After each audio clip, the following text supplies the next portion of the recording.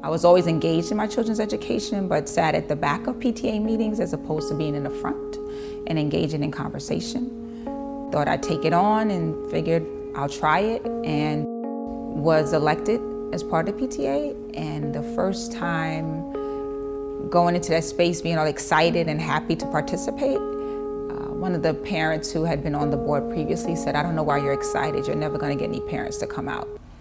And I thought, whoa, that's not exactly the welcoming I was expecting.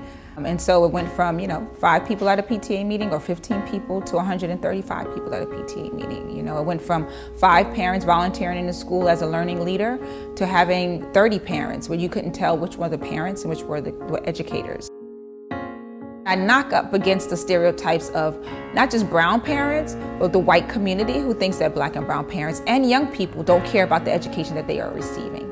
And so many times I fall into spaces and you're so articulate. You know so much.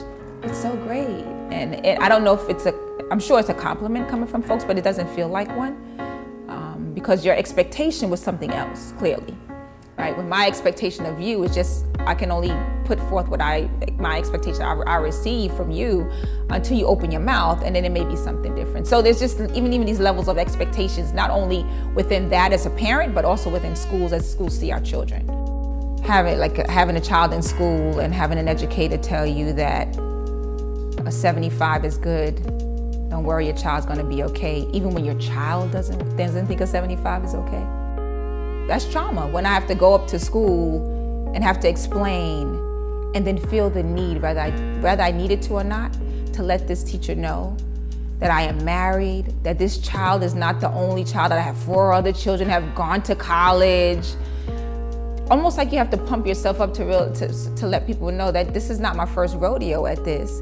And we have high expectations, and to sit across the table from somebody who has low expectations is traumatic. And it is the trauma of when you don't fund schools and you sit in the school that's dank and gray. You have a library but no books, or you have books that don't represent you, or you have a curriculum that doesn't speak to your heart and your soul, and so therefore you're not paying attention, right? Like all this stuff is, I would dare say, state-sanctioned violence, because we haven't changed it, and it's been going on for hundreds of years.